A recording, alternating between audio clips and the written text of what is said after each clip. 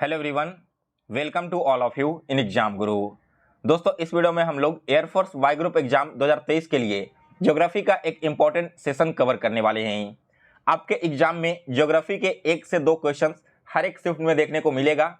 तो दोस्तों, इस वीडियो में मैं आपको जितने भी इंपॉर्टेंट क्वेश्चंस बनते हैं ज्योग्राफी टॉपिक से वो सारे कंप्लीट करवा दूंगा। और एग्जाम से पहले अगर आप इस वीडियो को देख लेते हो तो आपके एग्जाम में कोई भी और एक्स्ट्रा क्वेश्चन देखने को नहीं मिलेगा। इसके अलावा दोस्तों, अगर आप इन सारे क्वेश्चंस का पीडीएफ फाइल डाउनलोड करना चाहते हैं तो जितने भी क्लासेस मैंने अभी तक लिए हैं वो सारे क्लासेस के पीडीएफ आपको टेलीग्राम चैनल पर मिल जाएगा।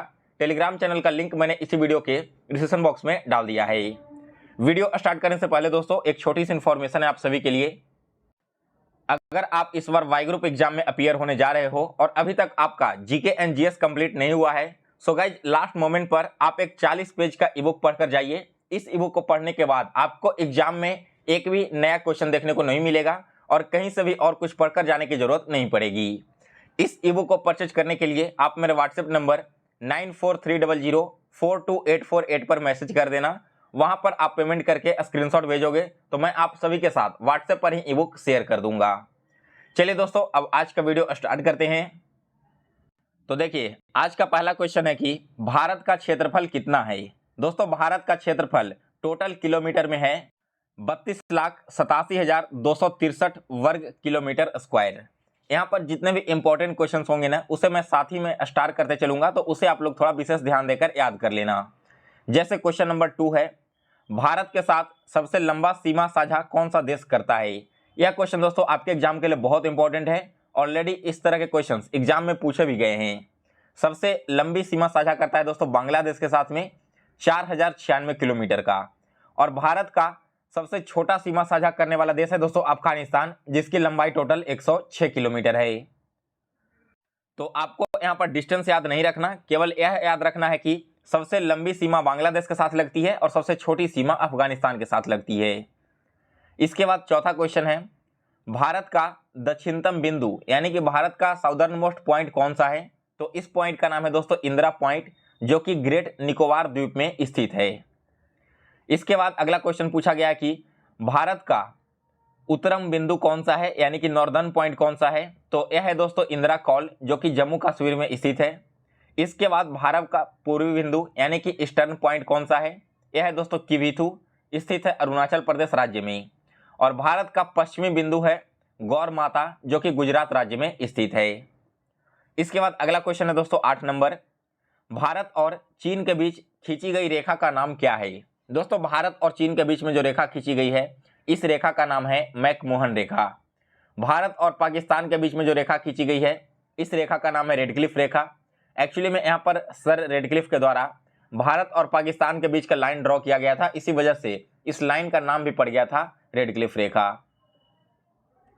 फिर अगला क्वेश्चन है कि भारत और अफगानिस्तान के बीच की रेखा का नाम क्या है। तो इसका नाम है दोस्तों डूरंड रेखा। इसके बाद 11 नंबर क्वेश्चन बहुत ही ज्यादा इंपॉर्टेंट है, इसे आप सभी लोग जरूर याद रखना।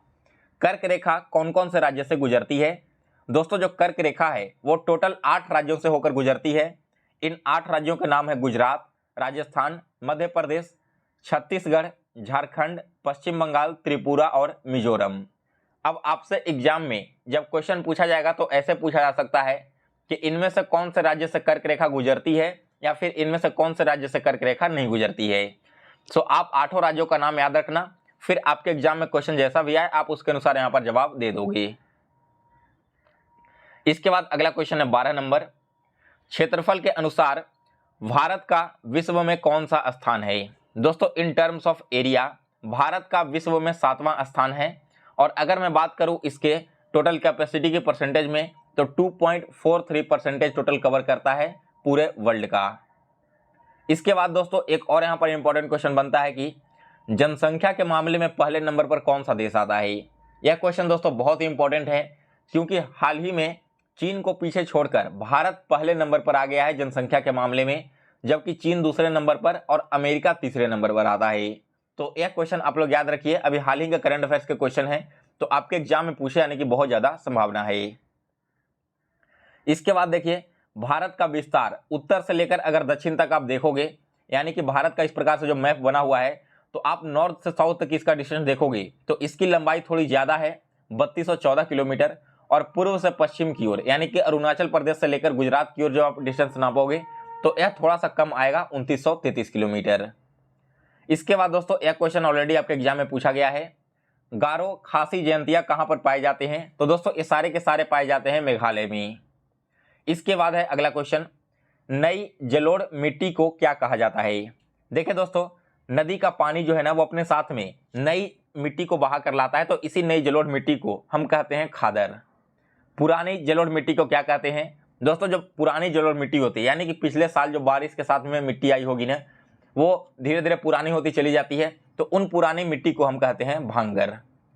इसके बाद दोस्तों अलग अलग नदियों का उद्गम स्थल आप यहाँ पर याद रखना, क्योंकि इससे भी आपके एग्जाम में क्वेश्चन ऑलरेडी पूछे गए हैं। सबसे पहले है सिंधु नदी, तो सिंधु नदी का उद्गम स्थल है दोस्तों मानसरोवर झील से। फिर है झेलम नदी, यह उद्गम स्थल है आपका शेषनाग झील से। सतलज नदी निकलता है मानसरोवर से।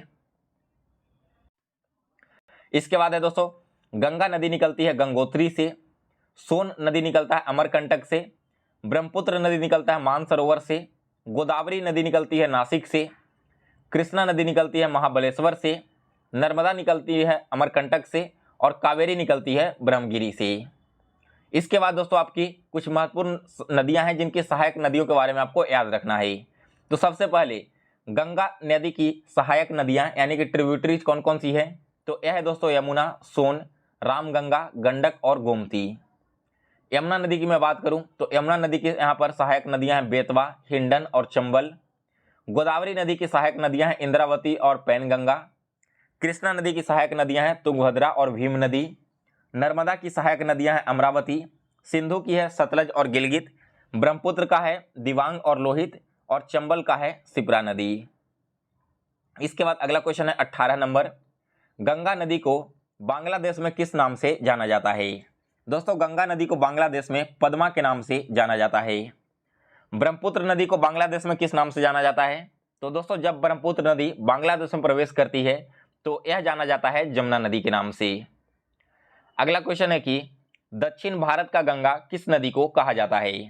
दोस्तों दक्षिण भारत का गंगा कहा जाता है गोदावरी नदी को। इस क्वेश्चन का राइट आंसर है गोदावरी नदी। फिर है अगला क्वेश्चन, बंगाल का शोक किस नदी को कहा जाता है? दोस्तों बंगाल का शोक कहा जाता है दामोदर नदी को। इसके बाद है दोस्तों बिहार का शोक किस नदी को कहा जाता है यानी कि सौरो ऑफ बिहार? तो यह कहा जाता है दोस्तों कोसी नदी को। नेक्स्ट क्वेश्चन नंबर 23, गंगा एवं ब्रह्मपुत्र की संयुक्त जलधारा किस नाम से जानी जाती है?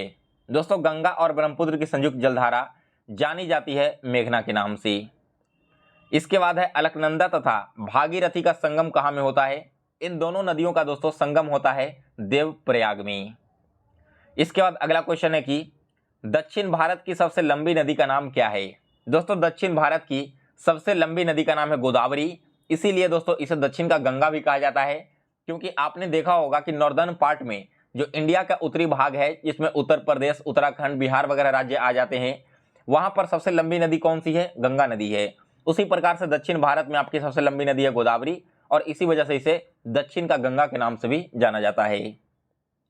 इसके बाद अगला क्वेश्चन है 26 नंबर, कपास उत्पादन के लिए उपयुक्त मिट्टी कौन सी है? दोस्तों कपास का उत्पादन सबसे बढ़िया होता है काली मिट्टी में। लाल मिट्टी में पाया जाने वाला तत्व कौन सा है? तो राइट आंसर है दोस्तों फेरस ऑक्साइड। लाल मिट्टी जो होती है ना उसमें फेरस ऑक्साइड पाया जाता है, इसी वजह से इस मिट्टी का रंग लाल होता है। इसके बाद अगला क्वेश्चन है कि भारत में हरित क्रांति के जनक किसे कहा जाता है? भारत में ग्रीन रिवॉल्यूशन के फादर माने जाते हैं एस.एस. स्वामीनाथन। इसके बाद दोस्तों रबी फसल, खरीफ फसल और जायद फसल का एग्जाम्पल आप लोग देख लो। आपसे एग्जाम में क्वेश्चन पूछा जा सकता है कि इनमें से कौन रबी फसल है या फिर कौन इसमें से खरीफ फसल है और जायद फसल है। तो रबी फसल दोस्तों आपका आ जाता है गेहूं, मटर और चना। खरीफ फसल में आ जाएगा धान, मक्का, जूट, और जायद फल में आपका आ जाएगा खरबूज, तरबूज, खीरा वगैरह जो आपके गर्मी में बोई जाती है।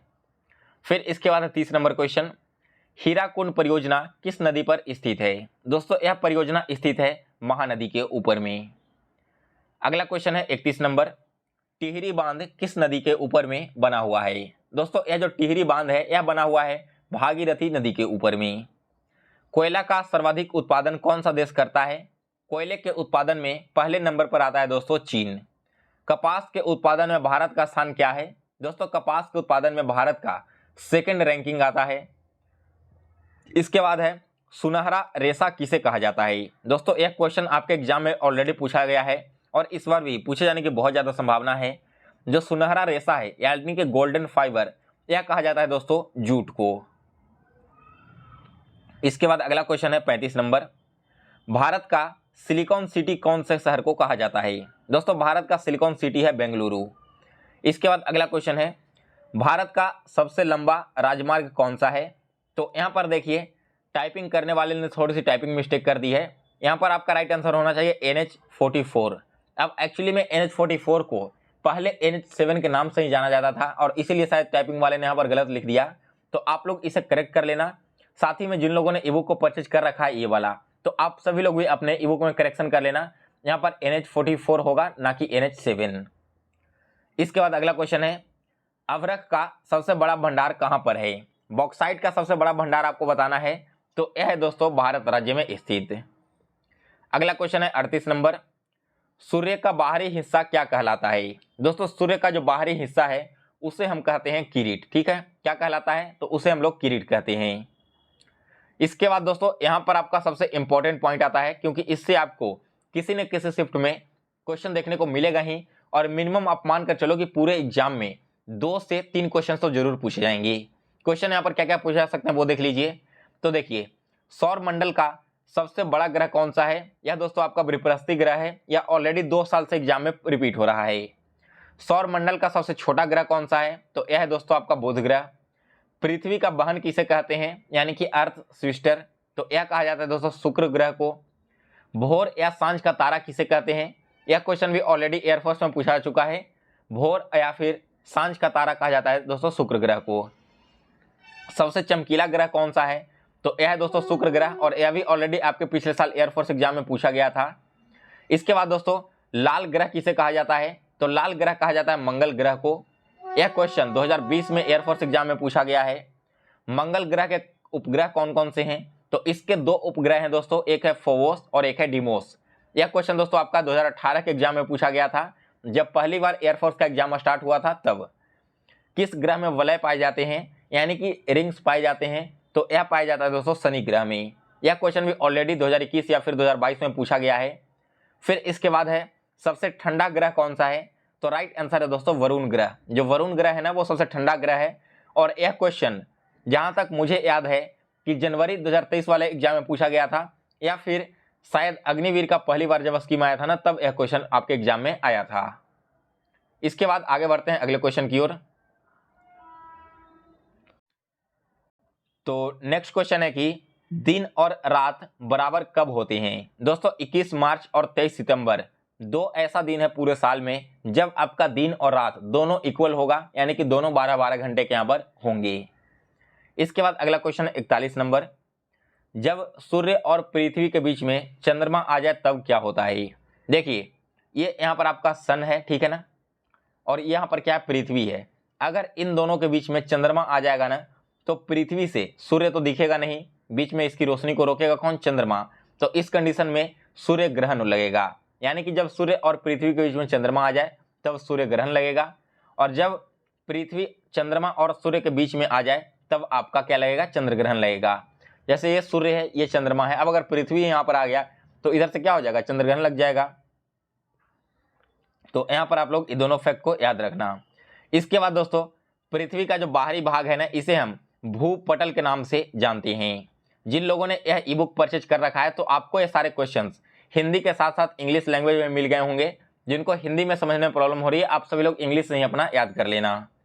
फिर अगला क्वेश्चन है कि सबसे गहरा महासागर कौन सा है? तो दोस्तों सबसे गहरा महासागर का नाम है प्रशांत महासागर। इसके बाद देखिए अगला क्वेश्चन है कि वायुमंडल में सबसे ज्यादा पाए जाने वाला गैस कौन सा है? दोस्तों आपके जो एटमॉस्फेयर है इसमें सबसे ज्यादा मात्रा में पाया जाता है दोस्तों नाइट्रोजन गैस। अराउंड 78% के करीब इसका कंपोजिशन होता है पूरे एटमॉस्फेयर में। इसके बाद अगला क्वेश्चन है दोस्तों, समस्त मौसमी परिवर्तन जैसे आंधी तूफान वर्षा कहाँ में होता है? देखिए दोस्तों जितने भी आपके मौसमी परिवर्तन होते हैं वो आपके होते हैं क्षोभ मंडल में। इसके बाद अगला क्वेश्चन है वायुयान कहाँ पर उड़ता है? तो दोस्तों वायुयान उड़ता है समताप मंडल में। क्षोभ मंडल शायद ट्रोपोस्फेयर को कहते हैं और समताप मंडल स्ट्रेटोस्फेयर को कहते हैं। सो गाइस ये था आपका टोटल 47 इंपॉर्टेंट ज्योग्राफी का क्वेश्चंस।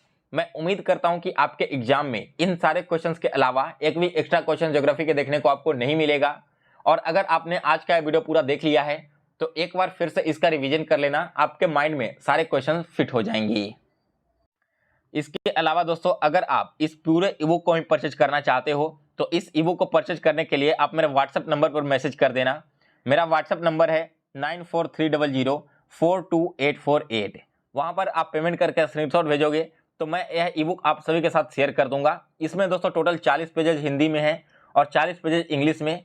इस ईबुक को पढ़ने के बाद दोस्तों आने वाले पेपर के लिए आपको कुछ और पढ़कर जाने की जरूरत नहीं पड़ेगी। टॉपिक वाइज सारे क्वेश्चंस आपको यहाँ पर इंक्लूडेड दिए गए हैं जो कि खास तौर पर एयरफोर्स वाई ग्रुप एग्जाम के लिए ही बनाए गए थे। पिछली बार जब एग्जाम हुआ था तो वहां पर भी लगभग सारे क्वेश्चन जीके के डायरेक्टली इसी ईबुक से देखने को मिला था। तो आप सभी लोग अगर एग्जाम से पहले पढ़ने की कैपेसिटी रखते हो 40 पेज की तो इस ईबुक को परचेज करके एक बार पढ़ लीजिए। मैंने अपना व्हाट्सएप नंबर एंड परचेज करने का लिंक दोनों ही इसी वीडियो के डिस्क्रिप्शन बॉक्स में दे दिया है। सो गाइज फिलहाल इस वीडियो में बस इतना ही।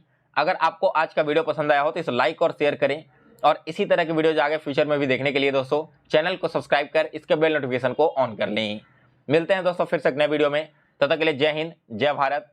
आप सभी को आपके एग्जाम के प्रिपरेशन के लिए बेस्ट ऑफ लक।